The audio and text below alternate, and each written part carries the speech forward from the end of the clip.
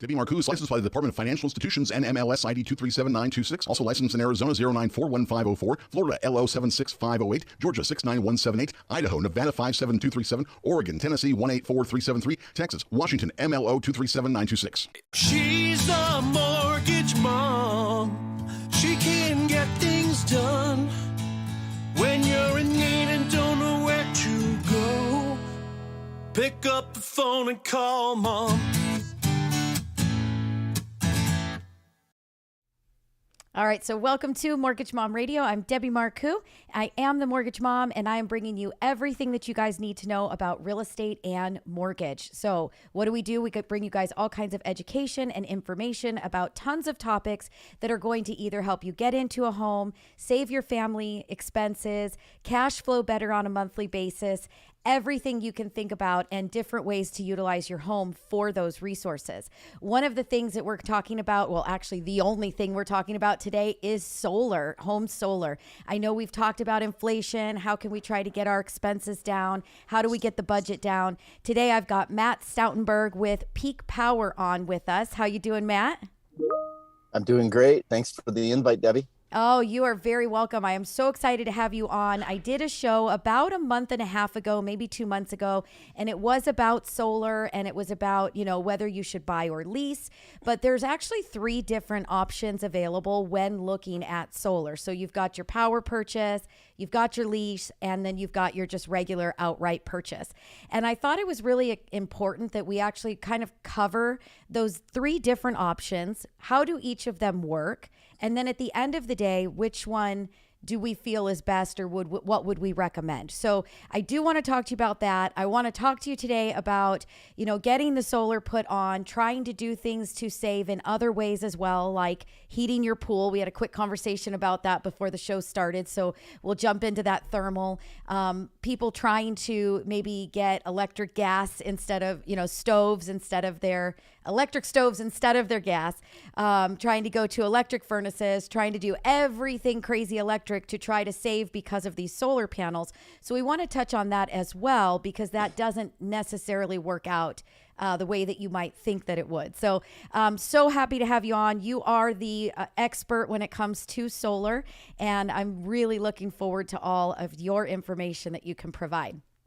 I do want to tell you, and I want everybody listening to know, that this is an interactive show. So right now we are actually streaming on YouTube, Facebook, and Twitch. So one of these days we are going to do a loan for a gamer on Twitch, and you might actually end up doing some solar for somebody on Twitch. But we are an interactive show, and anybody watching us do this live stream via any of those 3 social sites can actually ask us questions, and I can read those to you and let you answer them. So if I interrupt you at any point in time, that is why.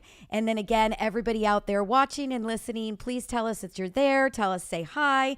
And if you've got questions for Matt, please ask those questions. So the first question, actually comment came in. Cindy says, cost of gas and electric is so high.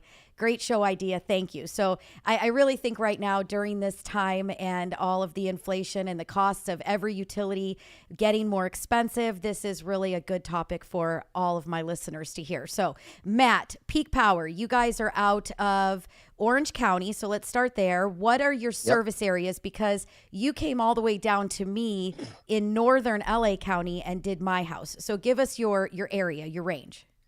So I'll give you the quick resume rundown. Personally, I've been in the electrical industry for 35 years, started Peak Power 22 years ago, and been doing electrical and solar, primarily solar, since about 2005 or 6.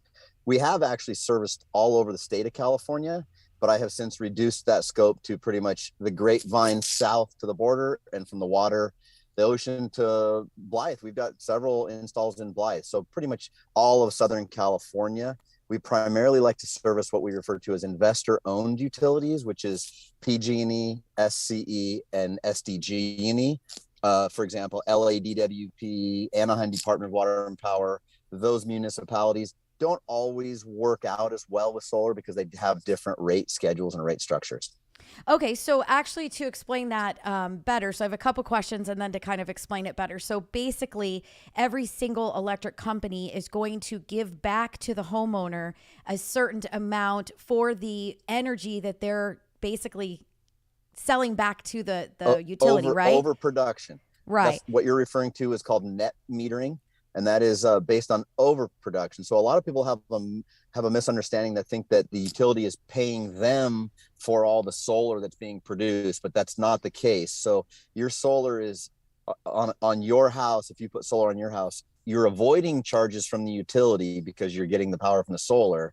And if you overproduce at any point of the day or the month, the meter goes backwards and you receive credit at a retail rate at this point in time. Now, that is something that is changing. They're trying to reduce or eliminate the net metering incentives for new customers going forward. That was a vote that was scheduled for January 27th of this year that got heavily protested against, and therefore they kicked that can down the road. But it is something that's coming. So as far as people that are listening right now that are thinking about solar, it's definitely something that you want to be looking at seriously sooner than later, because once that net metering incentive changes from net metering 2.0 to net metering 3.0, it will require the installation of a battery to store your overproduction. Okay, so what, this is huge, right? So basically, what if you are already, like I am already a solar customer? So am I grandfathered into what was agreed upon, or am I also going to lose that? Okay, so for right now, that's a 20-year net metering agreement. So if you just started your net metering program, it's from the date that you got permission to operate from the utility for 20 years. You'll be on net metering 2.0. When that 20 years is up, most likely you'll need to install a battery to store your midday overproduction so you can discharge that battery in the evening during the expensive time of the day, 4 to 9 p.m. Gotcha. And those batteries are not cheap. They're like 20,000 for one battery, and you probably need like 2 or 3 of those batteries, right? Yeah, you're definitely in the right price range. Depends on the size of the house and the consumption, and the size of the system will determine whether you need more than that. But that 20,000 for about a 10,000 watt battery. And here's another misconception. A lot of people think that the battery comes with power in it, so to speak. It does not. It's just a storage tank, and you need to fill that battery with energy that either comes from your solar system or from the grid, or a combination of both. Okay. So let's go back. I just want to kind of recap. So number one, you want to make sure that if you're doing solar and you've been thinking about doing solar, you're jumping on it right now before there is a bill passed that says that we're not going to get the same kind of incentives moving forward from the utility companies for the overproduction on our homes, because that is one of the biggest discounts that we're getting, or, helping it's really us, right? Net metering is really what has made solar come alive in California and made it pencil out financially. The net metering incentive started in January of 2004. They transitioned from 1.0 to 2.0 in September of 2016, I believe. And we've been on net metering 2.0 since then. And now they're trying to transition to 3.0, which it will take. The original proposal was going to be 3/4 of a year transitioning from net metering 2.0 to 3.0. They basically phase out of it. Okay. So, but we need to make sure that in order for it really to truly make sense, is that you need to make sure that the utility company in your area, because again, this show is all over the nation. I've got radio stations in Seattle and Las Vegas and California, in different areas that you may not be servicing, right? So one of the important things for our listeners is to know whether or not their utility company is giving, what kind of incentive that they're giving for that net metering. Because I know I'd had a conversation with Mike from your company about a client that I had in San Gabriel, and he said it wouldn't make sense for that client to go solar because it wasn't that power company wasn't giving the same kind of incentive for the production of the overproduction of the solar. So anybody listening, even in a not Southern California or in another state, what is it that they ask when they're starting to do the research? Should we or should we not get this solar? Well, a lot of that, there's kind of a multi-leveled question right there. It isn't necessarily all related to net metering, but since we're on that topic, the first question would be, what are the current net metering incentives in place for that utility? And then understanding what the rate schedules are and what potential rate benefits there may be to switch from maybe for example, in Edison territory, you go from a domestic rate schedule to a time of use rate schedule, which benefits solar. And then another thing is, if somebody doesn't have enough usage, then solar doesn't necessarily pencil out. If your electric bill is realistically less than $100 a month on average, we're taking the whole year and dividing it by 12. A lot of people, might have a big electric bill 2 or 3 months of the year, and then it's low the rest of the year. That may not pencil out, even if they are in an investor-owned utility area. So we typically look for people that have an average of $1,200 a year or more. Then you'll start to see savings creeping up. We've got customers that have $1,000 plus a month average electric bill. And when that happens, if they've got enough roof space available, we can show a dramatic savings in electric costs. Okay. And if somebody that is listening to my show wants help getting over to a solar company that somebody like you, like Peak Power, but not in your service area, do you have a network of other companies that you could, refer them to, that you feel comfortable with with the referral? Or how would you tell them to start reaching out or looking or trying to find someone to talk to that, would be reputable, that, where do they start, Yeah, that's a little bit of a difficult one to answer. Yes, I have a network of friends, but I don't of other contractors like me in different areas, New York, but not every state even pencils out for solar. So I don't have any one source. And then there's really no shortage of places you can go on the internet and start seeking out information. Unfortunately, there's a little bit of a double-edged sword there, because a lot of times you enter your personal information and then all of a sudden you've got data sold all over the place and you're getting bombarded by telemarketers. So that is a cautionary term right there. Don't just be filling out forms online, because that will come back to haunt you. But there are CalSIA, for example, California Solar Energy Industry Association, is a reputable solar friendly and battery friendly organization that is promoting the real business model. Gotcha. Okay. So we are going to take a super quick break. And when we get back, like I said at the beginning of the show, I do want to jump into what is the difference, if we can all try to understand, power purchase versus lease versus buy. So we're going to take a super quick break, and then we'll be right back.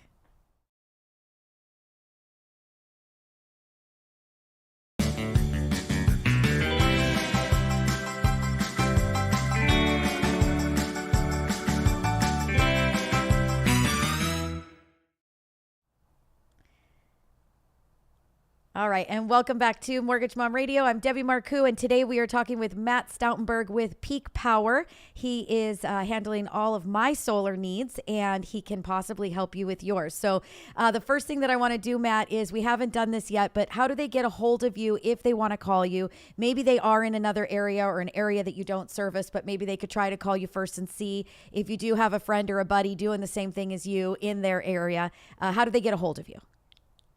Obviously, I'm happy to help anybody that is out of our service area, but feel free to reach out. You can find us online at peakpowerus.com, just as it sounds, PEAKPOWER US.com. We also have another site called info.peakpowerus.com, and you can reach us at 714-258-3900. Any one of those will take you right to us.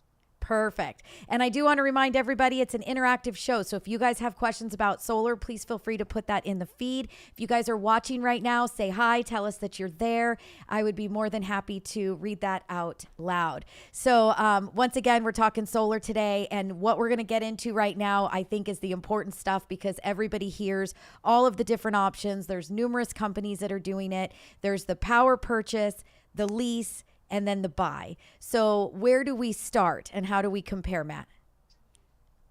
So let's bifurcate this into two categories. You've got third-party owners, which is not the person in the house, and then you've got single owner, which is the person in the house. So for example, a third-party owner would be a lease or a power purchase agreement. Both of those are investor-owned. They do not add equity to your property. They do add complication to a refinance or a sale, even though they may tell you that they don't. They do. Sometimes you don't even save money. I'll break down the difference between a lease and a PPA, but now let's go over to the you own it scenario. You can do it with your own funds. There are financing options, zero out of pocket, that you are the owner, that you get the tax credit. And then there's obviously home equity, which is really your best bang for your buck because it's a secured loan and you can write that interest off and you've got other benefits. So I lean towards the ownership without a third party owner involved. Finance it, pay cash, refi your house, whatever you can. That's your best bang for your buck by far. If you're in a situation where you do not have a tax appetite, for example, you're on a fixed income and you're not paying tax, and maybe your electric bill doesn't really show a return on investment, then a lease or a power purchase agreement is an option that you can still save some money. Now, the difference between a lease and a PPA or a power purchase agreement is a lease and a PPA are virtually the same thing, other than the lease is a fixed payment the same every month, and a PPA is based on the energy that solar system will produce each month at a certain cost per kilowatt hour. Is this coming across okay so far? Yep, I'm following. I like it. Okay, so a lot of times, here's some of the things to watch out for with a PPA. A lot of times, homeowners live what I refer to as a restricted lifestyle. They don't run the air conditioner as much as they'd like to. They want to get solar so they can run the air more. A person selling a PPA might say, well, what the heck? Let's just give you more. We're selling at a discounted rate anyways. They oversize the system. And now that homeowner is actually paying for more electricity being produced than they're actually consuming.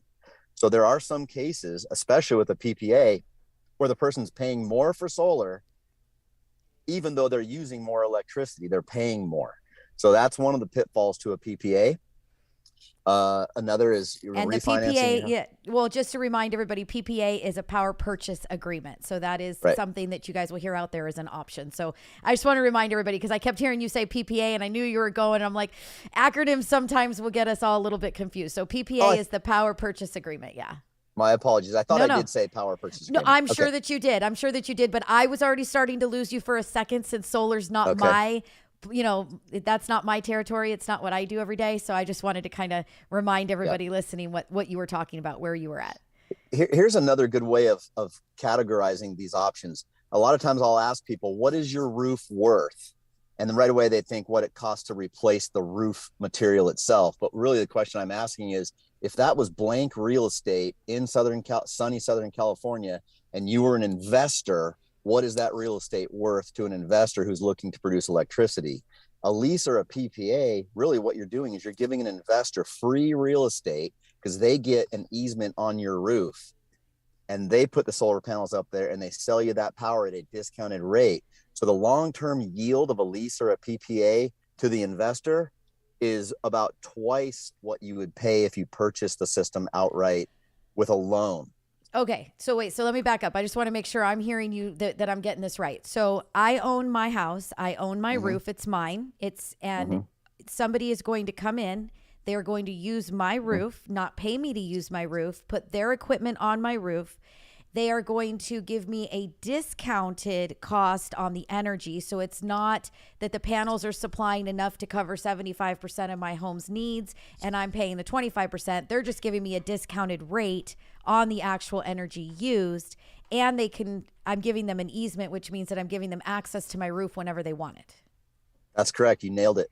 Now, you did mention discount a couple times, but I like to preface that with a perceived discount, because many times leases and PPAs also have an escalator, and that escalator is designed to make the front end of the deal look like you've got savings, but it's going to go up 2.9% per year over the term, usually 20 to 25 years.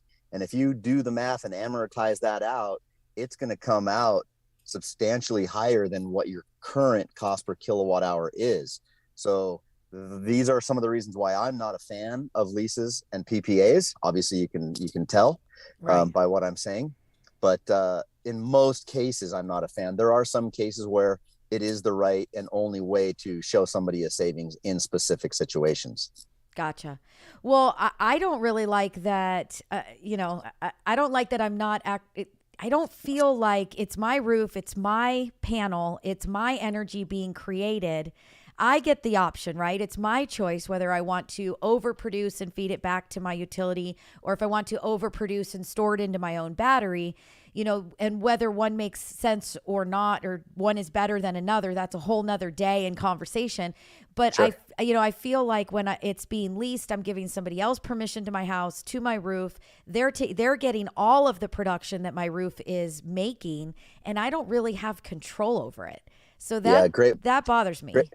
Great point. And control is a really big word there, where a lot of people don't realize that this whole energy industry is very dynamic and there are changes. And I've been doing this for 20 years, and what we were doing 18, 20 years ago is totally different than what we're doing now. And when somebody signs a PPA or lease agreement, they're locked into that agreement. You can't add to that system. You can't change it. It is what it is. And 5, 10 years down the road, you might find yourself going, wow, our lifestyle has changed. We bought an electric vehicle. We want to make some changes. But then you go to the leasing company and they say, nope, sorry, you signed that lease. We've locked that thing up. It's now been sold as a security to somebody else who's receiving the yield on that lease. So you're locking yourself in on a lease or a PPA to something that is a dynamic industry, and you may want to change. Where on a purchase side of things, people get solar based on their current lifestyle. They put in a pool, they get an electric vehicle, and they say, hey, I want to add some panels to the system. Our electric bill's gone up. What do we need to add? And in that case, we add, 2, 4, 10, whatever amount of panels are necessary to accommodate that increased lifestyle. And that's totally doable under a purchase with ownership versus a lease or a PPA with a third party owner. So that was going to be my next question. If we have anybody listening that is in a power purchase or they're in a lease, do they have any kind of opportunity at all to buy out the panels or, get out of what they're in? I mean, are they literally locked in and there's nothing that they can do? It's really difficult. Yes, you can buy your way out, but really what you're doing is you're prepaying the yield to that investor over what they would receive over the long term. So it's a real bitter pill to swallow if that's what you're actually going to try to do. Now, when they go to sell the home and now they've signed this lease and it's for 20 years or 11 years or whatever that number is that they're signing. I'm guessing it's 20 years mostly, right? Typically 20 to 25 years. So there are some 30 even. Yeah. So they go to sell the home. They can't sell the home unless somebody else comes in and takes over the lease. So even the new buyer now is going to be locked into that lease, or is there a way for the buyer to get out of it?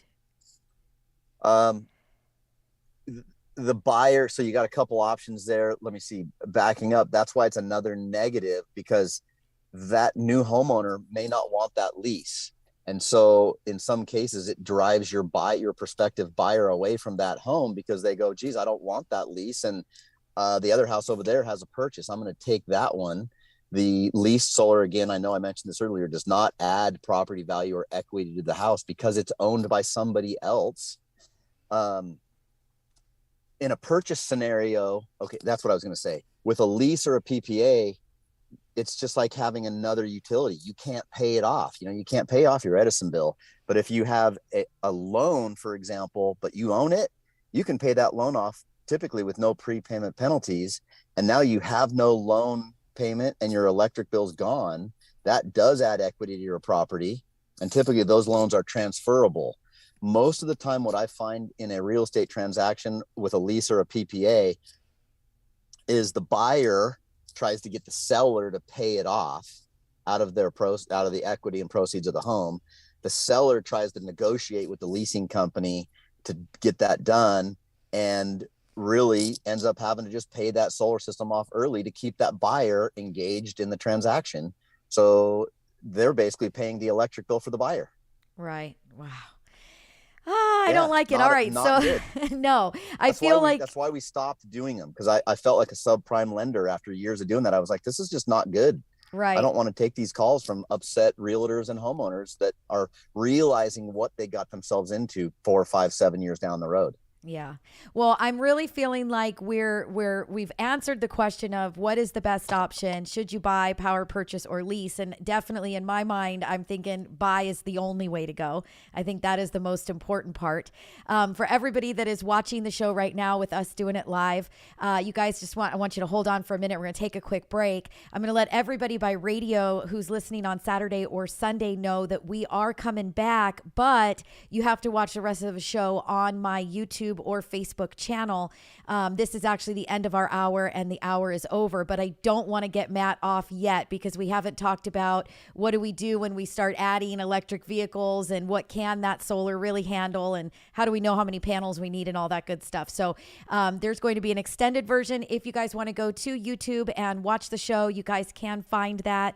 It is, Wednesday at 1 p.m. on Mortgage Mom Radio, and you guys can finish the episode there. But for now, I'm going to say goodbye. Matt, one more time, give us your telephone number in case anybody wants to reach out to you at Peak Power or best way to get to Peak Power to talk about their electric bill and getting that solar started. Yeah, peakpowerus.com is our website. You could also go to info.peakpowerus.com as a separate info page, or you could call directly at 714-258-3900. And guys, remember, he's handling everything from the Grapevine, bottom of the hill, right? All the way down to the border of Mexico. So all the way down south, goes straight down the 5. And he's going all the way, what are we talking, east-ish? Ocean to Colorado River. Yeah. So you're going all the way out to Blythe. So that's a pretty huge area. And if you're looking for an area that is outside of his service center or service, I don't even know what you guys call it. Just service make area. sure there you go, service area. Just make sure you give him a call. Maybe he's got somebody he can refer you to. And if not, he'll give you some ideas of what to search in Google to find the right person for you. But we're going to take a super quick break. And again, if you guys want to hear the rest of the show, head on over to the YouTube channel so that you can watch us do the rest of it. Matt, stay tuned for me. We'll be right back. Will do.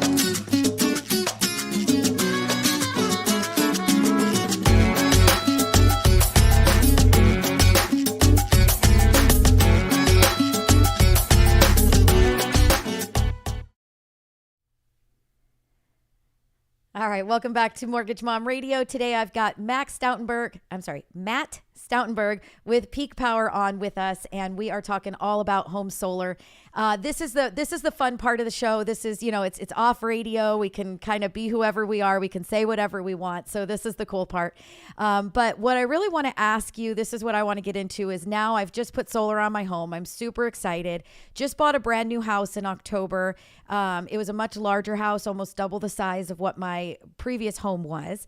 I had no idea what to expect as far as electric bill went. My first couple of electric bills, which were winter.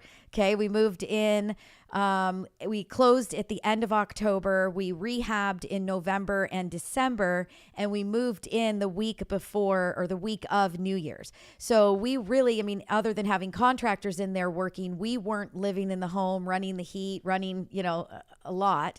My bills have been $500 a month before the heat starts, right? Before the air conditioner is going to run every day, all day long, right? So I was that's it. We're going to have $1,000 bills come, June, July, August.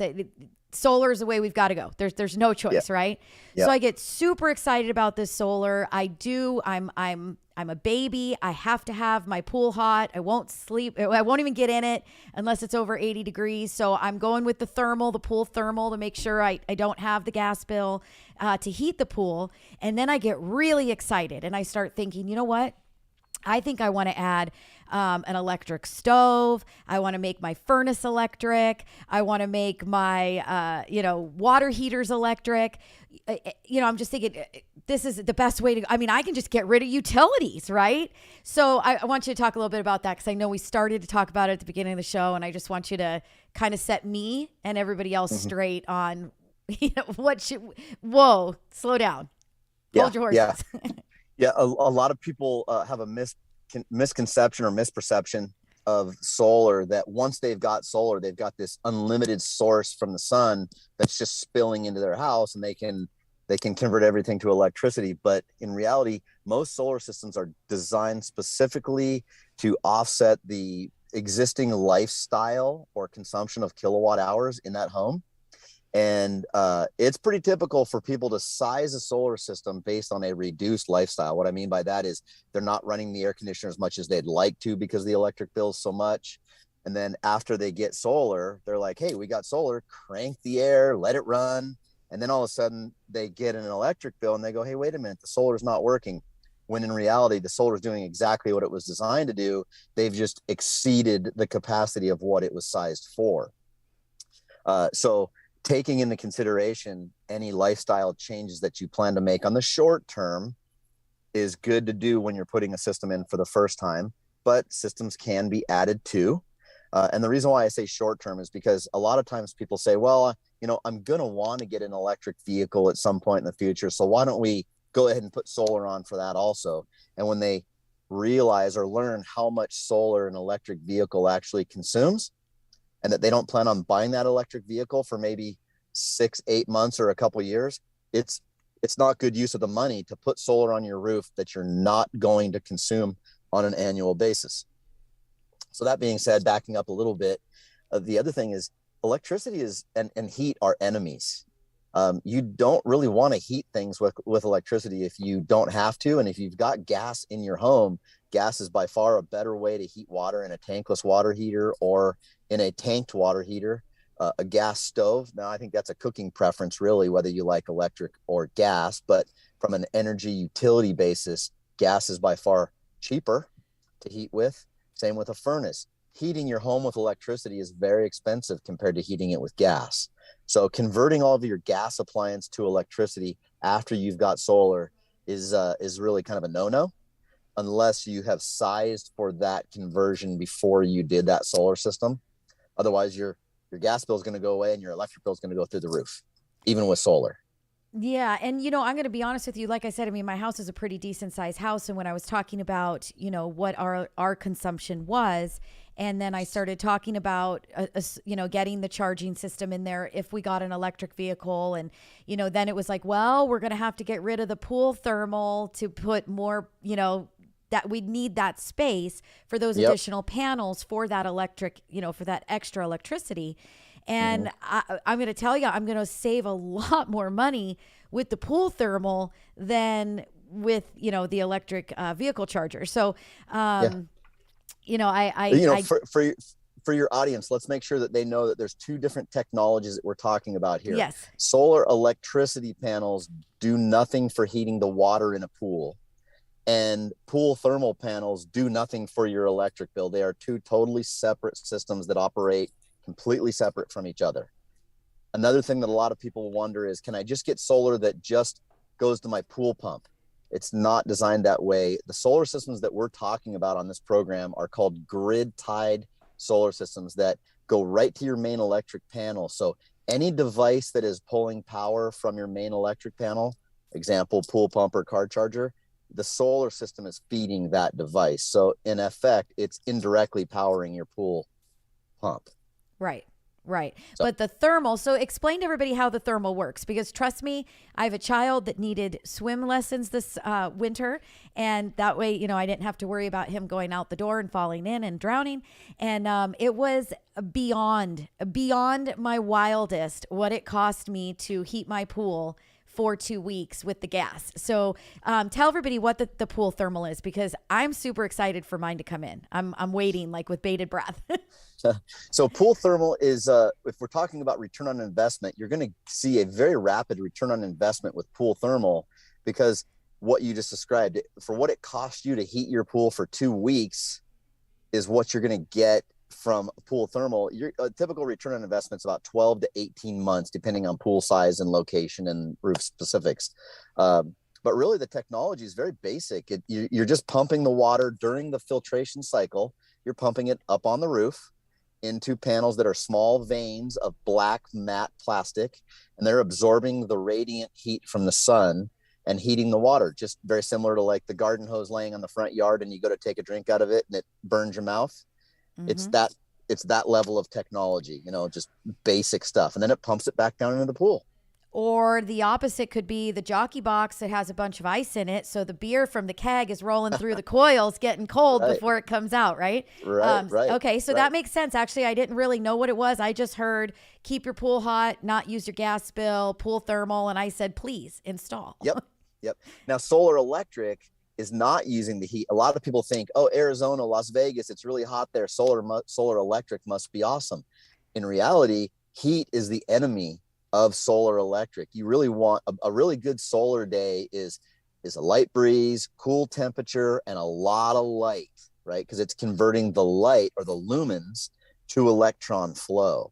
So it is not a heat thing, it's a light thing. So separating those technologies, the water heating is using the heat from the sun to heat the water. The solar electricity is using the light from the sun to convert it to electricity.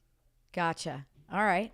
So is there anything, Matt, thank you so much. I mean, honestly, this was such a great show. I think it gives a lot of education to people that are thinking home solar. I can tell you, I can kind of recap what I got out of all of it. And then I want you to tell me if I missed anything or if there's anything important that we do discuss before I let you off the hook. But number one, I heard that things could be changing with the way that you are getting paid back or credited from the different utility companies. So if you've been thinking about home solar, possibly start looking into that right away. That way you get grandfathered in based on your contract, and the savings for you, it sounds to me like it's going to be pretty considerable with where it would go in the future. So that's number one. That was the first kind of take I took from our conversation. Yep. Now's the time. I'm not a super create sense of urgency type guy with this, but if people have been waiting for the cost to come down and everything, technology to get better, the technology is really in solar graduating at a very slow rate. It's not like computers and things like that. So if you're waiting for the sweet spot, right now is the time. And I'm not saying that to sound salesy. When it goes from net metering 2.0 to 3.0, it's going to be not as good of a scenario. It's going to negatively impact the industry as a whole. It's not going to go away, but it's going to cause solar systems go up in cost significantly, because we have to put batteries in. Well, I'm going to actually put a sense of urgency on it because we've talked about for the last 2 months, the inflation, the expenses going up, gas is up, utilities are up. I mean, our water bills are higher, our gas bills are higher, our electric bills are higher. So I'm going to actually put that sense of urgency and say, hey guys, if you've been thinking about doing this, number one, look into it first and make sure that it does make sense for you. Because like you mentioned earlier in the show, if your electric bill is $100 a month, you're probably not the candidate for solar on your home. But when your electric bill in the winter is $500 a month, like me, you are a candidate for solar. So Definitely.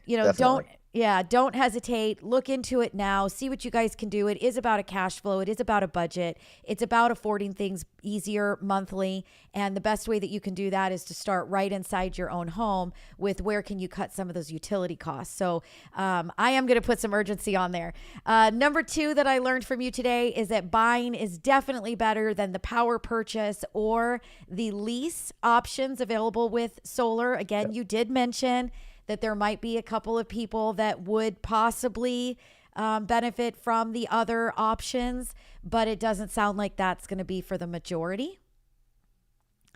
Did That's I correct. get that one? All right. You got that right. Yep. All right. I like it. If you are in an area that is not actually participating or maybe giving back as much for the overproduction, it may not be beneficial for you in your area to do the solar. So again, talking with somebody about it, researching the option, making sure that you live in an area where you're going to get the most for, the cost is going to be a really important thing. So really fast, you guys can put together for somebody with, like, how many power bills would they have to send you in order for you to show them what the difference would be between having solar and what they have today? So in an ideal world, we like to get 12 months of historical kilowatt hour data from somebody. If they don't have that, we really like to see 6 months, because we can build a realistic lifestyle trend off of 6 months. Less than 6 months, then we're having a conversation about agreeing on a number that both people think is a realistic amount of usage. So 12 months is ideal, 6 months is kind of minimum. We can do it with less than that, but we prefer not to. Right. Gotcha. Okay, perfect. So you guys are going to research it, look into it. If it makes sense for you, then you guys are going to reach out to Matt. Matt, one more time, give him your website, your phone number, how they contact you. And I really do hope that you guys get a bunch of calls. Remember, if you're listening to the show and you want to figure out how to finance it, Matt does have financing options, but you guys can also, like you mentioned earlier in the show, you guys can use your home equity. We can talk to you about that. We can talk to you about getting cash out of your home to pay for the solar and to get the systems installed. But Matt, give us your contact information one more time and then we'll say goodbye. peakpowerus.com or info.peakpowerus.com, or you can call us at 714-258-3900. All right. Awesome. Matt, thank you again so much for coming on, doing this with me. You were fabulous. I might have you on again in the future to talk about maybe some changes, things we didn't really get to today. I'm sorry we went over. I told you like 25 minutes and it was definitely longer than that, but I really do appreciate your time and all of your information. Well, we could probably talk about this subject for about 2 or 3 days straight and not repeat information. So 25 minutes is just scratching the surface. Right. Absolutely. Well, thank you again, Matt, so much. And we will definitely have you on again. And guys, I can't say it enough. If you have questions, you want to know if solar is right for you, check out Peak Power. They did a fabulous job for me. I'm very, very happy with their service. And I think that you guys will be too. So with that, we'll see you guys all next week and we'll talk to you real soon. Thank you. Debbie Marcoux, licensed by the Department of Financial Institutions and MLS ID 237926. Also licensed in Arizona 0941504, Florida LO 76508, Georgia 69178, Idaho, Nevada 57237, Oregon, Tennessee 184373, Texas, Washington MLO 237926. She's the mortgage mom. She can get things done when you're in need and don't know where to go. Pick up the phone and call mom.